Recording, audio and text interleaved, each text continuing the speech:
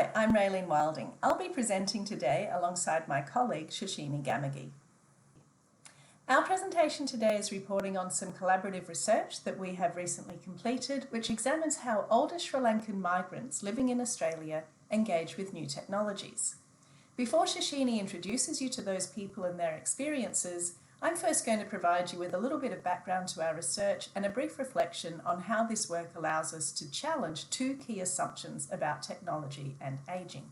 The first of these assumptions is that technology is a solution to ageing. And this has prompted the development of new technological tools that help to monitor, entertain, feed, and even move older adults.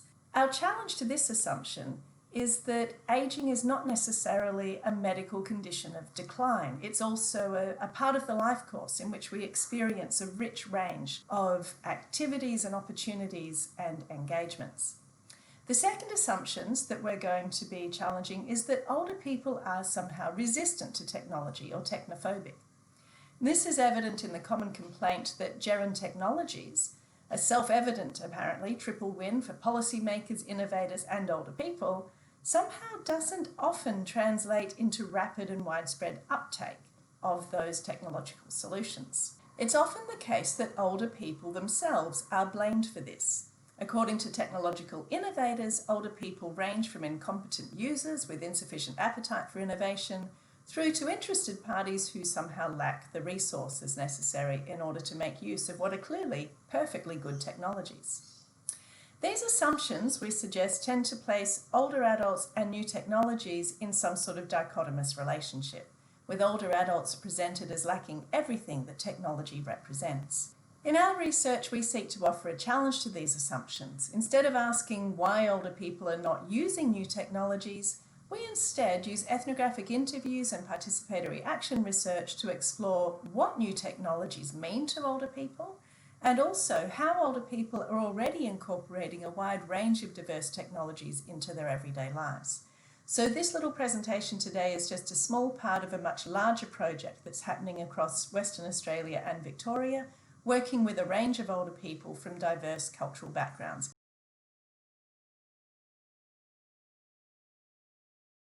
Research responsible for the Sri Lankan sample is a group of 25 men and women aged 60 or older. You can see more details about this unique sample here. Of particular interest is that they generally arrived as skilled migrants with tertiary qualifications. To present older Sinhalese migrants' engagements with mobile devices, digital and new media, we group them into three categories, which we refer to as proactive local new media users, reactive transnational new media users, and everyday local diasporic media users. To help explain each of these categories, we have selected three biographies from the field to share with you, one from each category.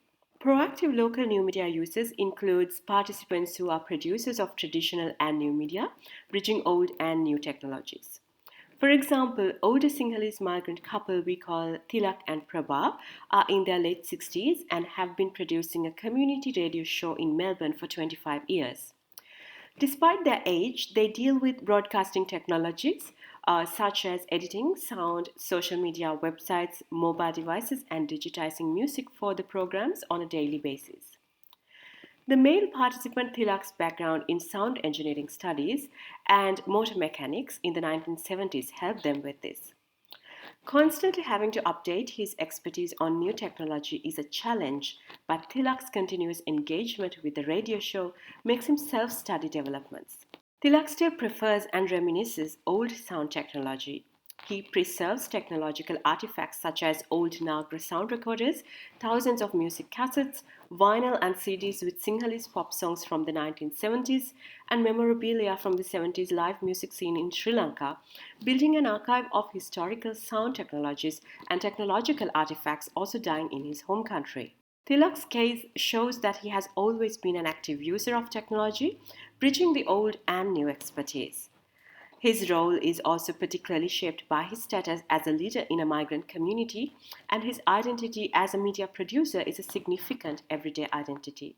Reactive transnational media users are those participants who use new media and communication platforms such as WhatsApp, Viber, Imo, Skype, and YouTube.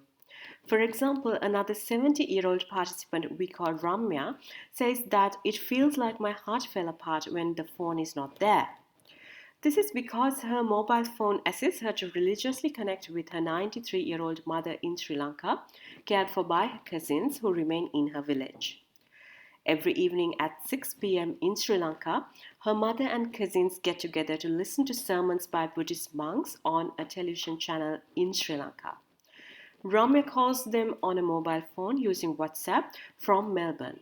A cousin puts her on speakerphone and Ramya joins them and her mother to listen to the sermons from Australia.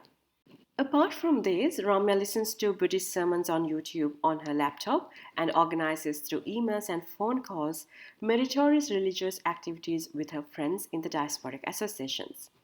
Doing collective meritorious deeds is a significant aspect of aging in Ramya's home country culture to benefit in afterlife, and the mobile technologies assist her in collective consumption of religion and merits in Australia.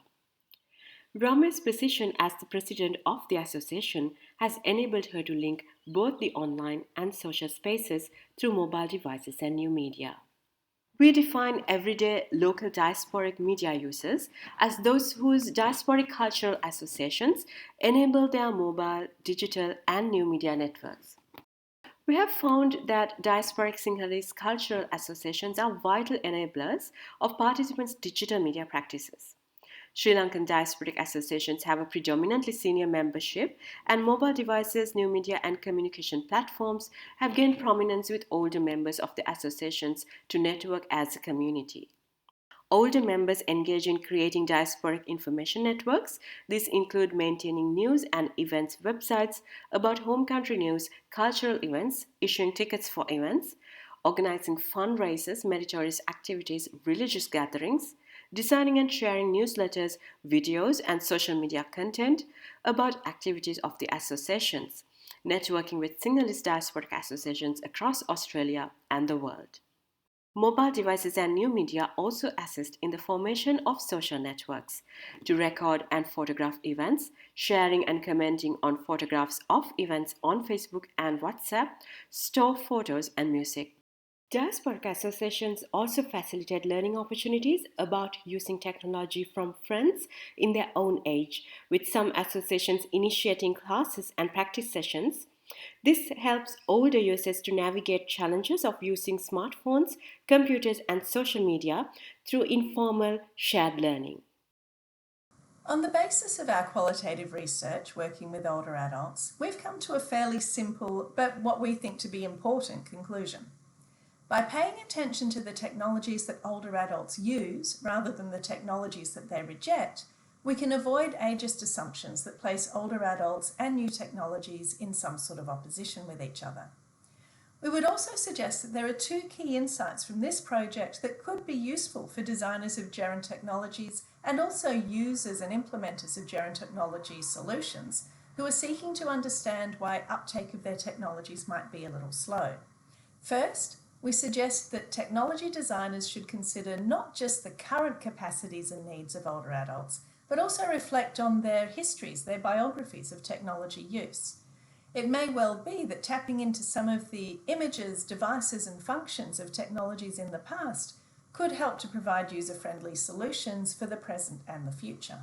Second, we suggest that it's imperative that technology design account for the social, rather than focusing solely on the individual. That is, what we're suggesting is the need for a relational turn in gerund technology, one which pays much closer attention to the ways in which individual bodies, individual users, are actually embedded in rich, complex social networks, in which they are achieving a wide range of social, familial, organisational and spiritual activities and goals.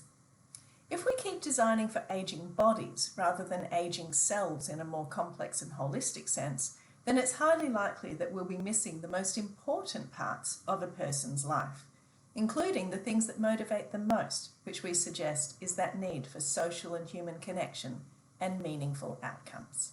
Thank you for listening.